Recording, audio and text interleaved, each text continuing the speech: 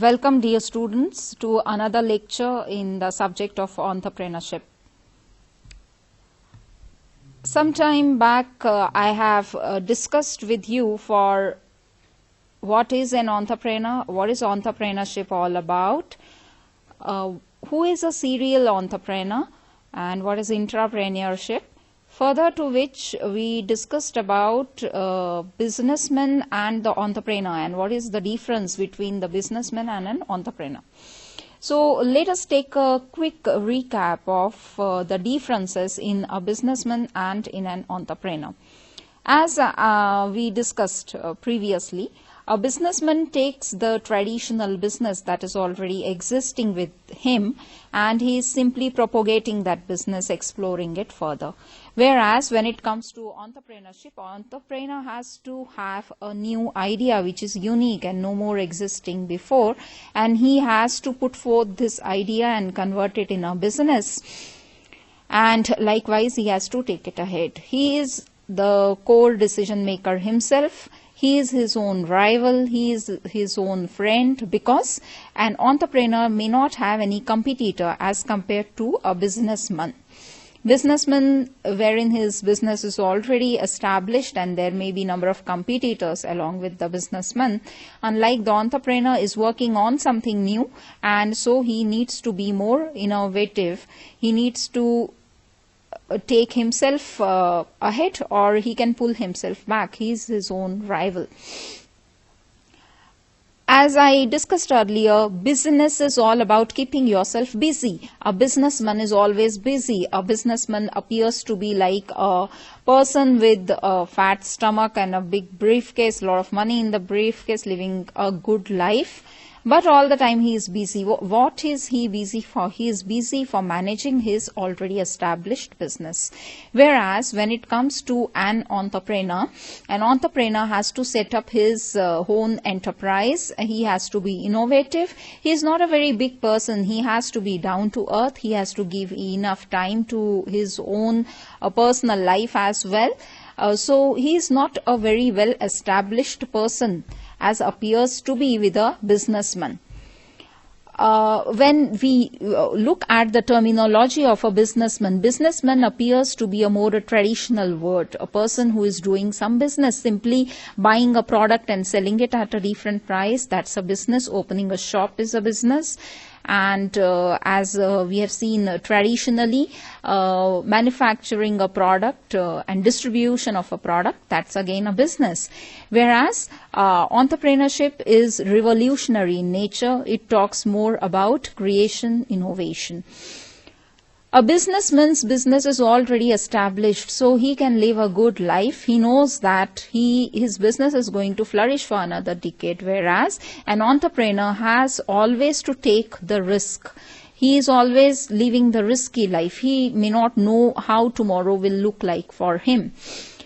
And a businessman, again, when he is doing his business for years and years, he is always worried for tomorrow, as in, whereas an entrepreneur, although he doesn't know what is going to happen tomorrow, but his psychology needs to not to be worried, but he needs to be an excited person. He is excited to face tomorrow, and he knows that tomorrow something different will happen as did not happen today.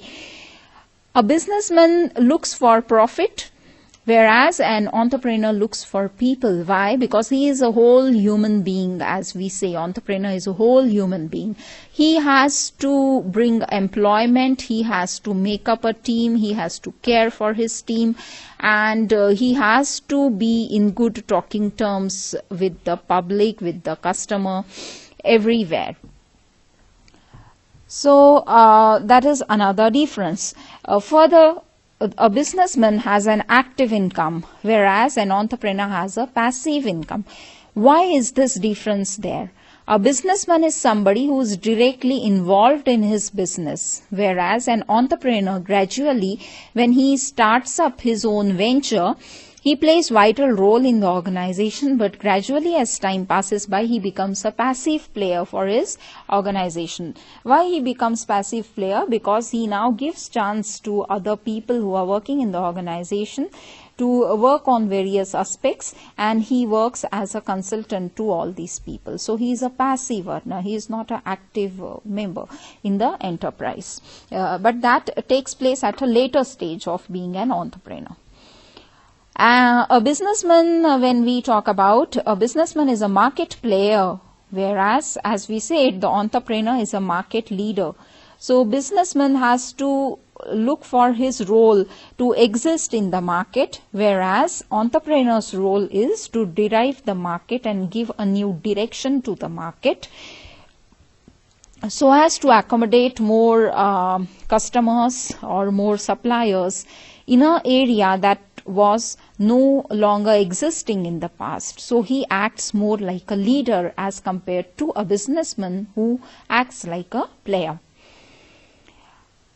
A businessman is well established, so he is the person with a big fat stomach and a briefcase carrying with him with a lot of money, so he doesn't have to worry much about his finance. His business is already established, whereas it is the entrepreneur who may live in a very small place and who is still worried for his finances, for his new project. He is still looking up for the funds. So as far as his liabilities are concerned, financially he is worried about. But now when we look at the other side of it, it comes a binding on a businessman to take care of his finances. He is not he never achieves this financial freedom. He is always into that cycle of profits and losses and profits and losses. Whereas when we talk about an entrepreneur, his idea may sell, his idea may not sell. If his idea may not sell, his business is not going to establish itself. So in that case, he has achieved the financial freedom as far as his own freedom is concerned. He need not worry much about the crores of rupees and the lakhs of rupees flowing in and out of the enterprise. Now, when we talk about a businessman always gives more importance to the part of the business world. Whereas, when we talk about an entrepreneur, the entrepreneur gives importance to the business world as a whole. So the entrepreneur is playing a holistic approach as compared to a businessman who is playing the atomistic approach. So my dear students, what did we learn so far when we spoke about differences in a businessman and an entrepreneur? So we have learned that entrepreneurship is not a very easy thing to do as simply doing a business. Business, you already have some set of products with you, or you can be a distributor in that case. You need not be worried about any innovation over there, and you need not be worried about any infrastructure over there. Running a franchisee is different than having your own manufacturing unit. Running a manufacturing unit is different from running a manufacturing unit that has evolved a product, and this is what is about entrepreneurship. Secondly, we have learned that an entrepreneur is a business person who has evolved into a more complete person. So as we say, entrepreneur is a complete person. Why is a complete person? Because he has started his own career as an employee, further to which he looked up for an opportunity, he grabbed the opportunity, he walked into that pool of struggle, and further to which he has accomplished his own organization, and now he is probably monitoring his organization. So he has gone through all these different stages any person should go about. He never inherits anything, but he evolves things. Thirdly, we have also learned that if we look at the position of a puppeteer and a puppet, so a puppet dances the way the puppeteer wants the puppet to dance. Now, my dear students, you will be really surprised to know that an entrepreneur is a puppeteer, whereas a businessman is a puppet. How come? How come is this true? So when we look into this and think about it, entrepreneur evolves a new product. A businessman may buy the entrepreneur's product at a later stage. He may distribute that product at a later stage, but the innovation remains with the entrepreneur. So who is going to drive is the entrepreneur, and the direction will be given by the entrepreneur, and who is going to follow is a businessman. So that is what are the major differences between the entrepreneur and a businessman. At the end of it, entrepreneur is a person who even manages a businessman. So now if you want to be somebody, you better be an entrepreneur and better not be a businessman. At the end of it, it remains your choice. But when you will be learning entrepreneurship, definitely you will inculcate some skills that will help you to be one of the best employees in the organization, one of the best innovators in the world. Ahead of this, let us go to the next topic, that is the journey of an entrepreneur. So, how does the entrepreneur start his life with? Entrepreneurs are not always born rich. Every entrepreneur needs to inculcate some basic skills. Skills are never born. In the school life, in the college life, whatever knowledge you gain, they remain in the book. But you need to balance this knowledge with the practical world and learn for how to implement the knowledge in the practical world. Now, how you are going to look at it? Definitely, you will have to work and gain some work experience after working in an organization. So, all entrepreneurs generally, initially play the role of being an employee. So, they are bounded with a company and they have to perform their duty towards the organization. But while doing this duty, there are a lot of on-job skills that these entrepreneurs learn. They also try to make positive use of all resources, the maximum use of the time that they spend in the organization, and likewise they try to gain as much as what they can while working with the organization. And there comes a day where they become so strong that they are capable of developing, they are capable of establishing their own enterprise. By this time, they have even made some small savings. With this small savings and with a good handset of experience, and as everybody's age grows up, definitely that doesn't mean that all entrepreneurs need to be pretty old. In fact, we have so many entrepreneurs who have started working in the teen age as well. So finally, the employee who was so long working with an organization now becomes an employer. He has his own idea and he feels that whatever work is done with this organization, I may not be able to do the whole of it, but I can constantly be doing some work for a couple of years. I can still be linked with the same organization, but now I will no more be an employee. I may be a supplier to my company. And hence, from employee, he becomes an employer. Fine. Now, when he becomes an employer, what he has to do, dear students? He has to manage his business. He has to manage the businessman. Why? Because, as I said, whatever product he is going to innovate, he will have to look for some distribution of that product in the market, and that he can get it done through the businessman. At the same time, he has to look at how his business operates. He has to look at the marketing. He has to look at the sales. He has further to look at the financial cash flows in the organization. But as time grows, this entrepreneur simply monitors his business. He simply sits at a remote place. He can monitor his business. He can control his business. And that is where everything about an entrepreneur evolves from an employee. And that is where, as it strikes to me, if you look at the success factor of entrepreneurs, more successful are the entrepreneurs who have had some work experience prior to their own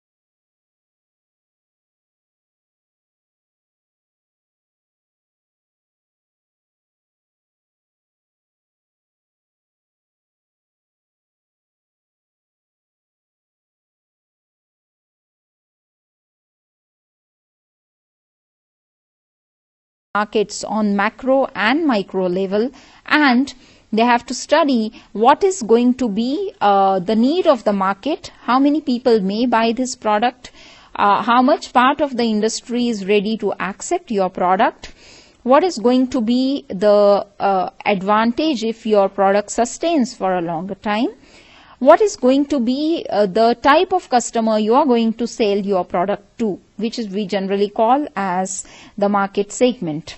So studying all these four things into at a broader level, the prior to at a macro level and the later to at a micro level, further to which the entrepreneur also has to think about with he and his own team. The team compromises of himself, his coordinates, collaterals, it compromises of his customers, it also compromises of his suppliers. He has to see to it that his particular enterprise fits into the supply chain of the entire business. He should be able to fit himself into this particular supply chain. He should also be able to fit himself in the value chain. At the same time, he has to study what is going to be the mission, what is going to be the aspiration, what is going to be the possibility of risk taking whenever he will launch or he will manufacture a particular product. So opportunity evaluation is a broader aspect to that of idea generation. Not all ideas can sustain and not all ideas can be converted and brought into reality by looking at the right opportunity. Opportunity evaluation is very difficult to do, and believe me, dear friends, out of 100 ideas that come into an entrepreneur's mind, only 2 or 3 ideas may cross the opportunity evaluation part. How to sell the product, where to sell the product, which industry to associate the product, how to be a part of the supply chain, how to be a part of the value chain. These all things need to be taken care of in the opportunity evaluation, and the evaluation needs to be done at a macro as well as a micro level. Out of all parts, the opportunity evaluation, if it goes right, then and then the entrepreneur will definitely succeed ahead. Now that he has an idea and he has found the right opportunity to put up his product in front of the market, he has not yet manufactured the product, but his idea has become more sustainable, I should say. Further to which, what he has to do is he has to create a business proposal, or I call it as a business plan. Business plan is a document that is generally made to convince the venture capitalist. Venture capitalist is the person who is going to fund you for your own enterprise. As I told you, all entrepreneurs are not born rich. All entrepreneurs may not have those probably the money givers who are always ready to lend the money as a part of friends and parents and relatives. So wherein he creates this business plan that compromises of a synopsis, an executive summary. It compromises of the resources required to carry on with the business. It compromises of the financial plan. It compromises of the operational plan of the business. It also compromises of the turnover period and the exit plan, how to come out of this particular business in a couple of years. This particular plan needs to be shown to who all? So this needs to be shown to the government agencies, to the banks, to the fund providers, the partners, so as to convince them and so as to establish the business ahead. Now, writing a business plan itself is a skill, and how to convince the venture capitalist, that is another skill. While you interact with the venture capitalist. Who is a venture capitalist, dear students? Venture capitalist can be a group of people, it can be a bank, it can be a government agency that is going to fund your project. It can be a larger organization, it can be a multinational company that is going to fund for your smaller enterprise. So these are fund providers. So you have to convince them from all angles. Not only that, but you have to do what you are saying while you are convincing these people. That means you have to talk about the facts and the figures. You need not talk about your dreams. So it is advised that whenever you approach the venture capitalist, you have to speak the little, speak to the point. Whatever presentation probably you will carry as an entrepreneur, it should talk more about the gains, the business gains, and the service that is provided in the market and how people are going to benefit.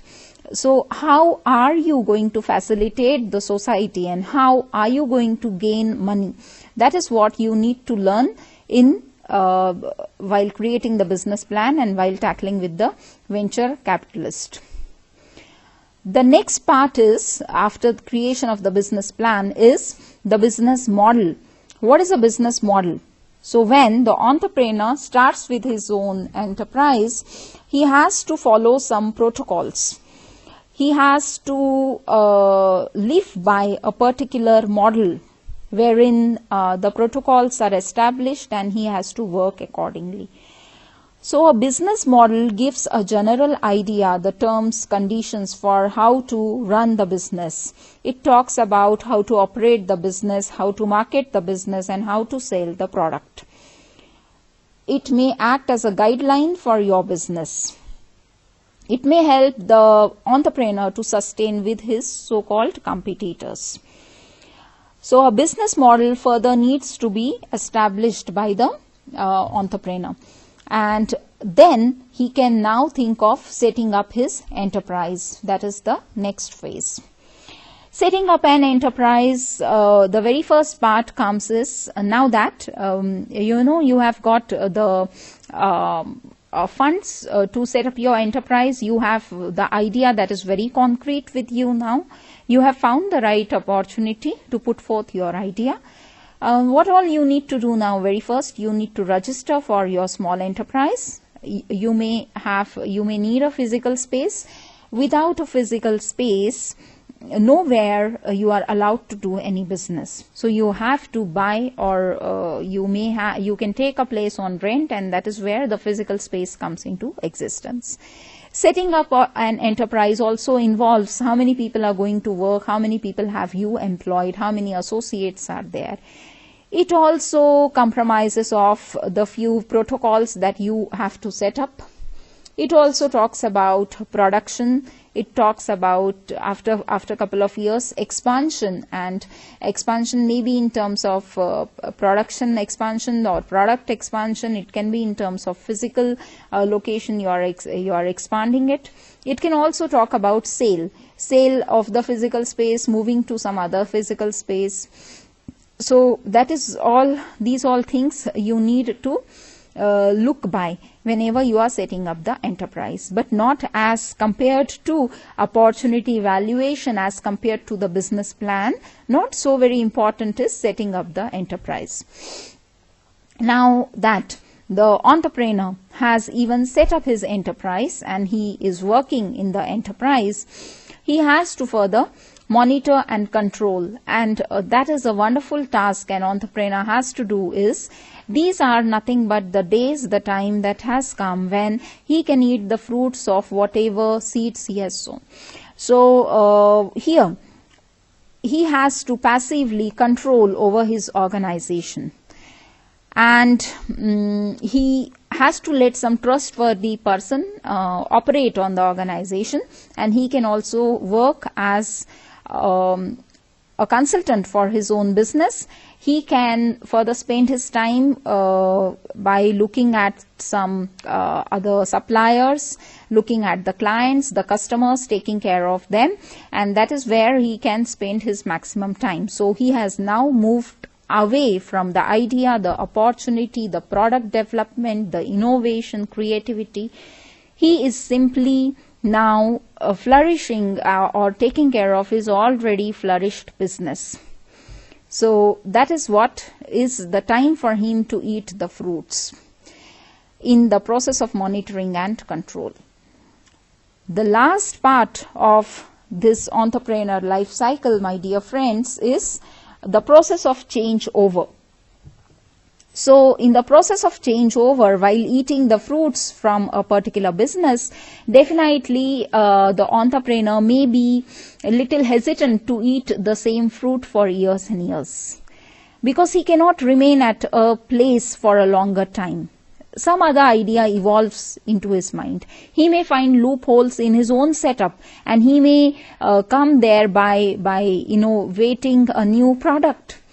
He may give up his current business and he may start with a new business. So here, changeover may be as compared to what role he is playing. A considerable change has occurred. Then the point of time when he was just thinking while working in a company, he was simply thinking for finding some loophole and making his own business, being a supplier of the company. And now where has he reached? Now he is simply sitting at a corner and monitoring his business. Again, his mind is free. So he will definitely think for, can I manufacture a new product, or can I look for a better service? Can I further expand my business and make it an international business?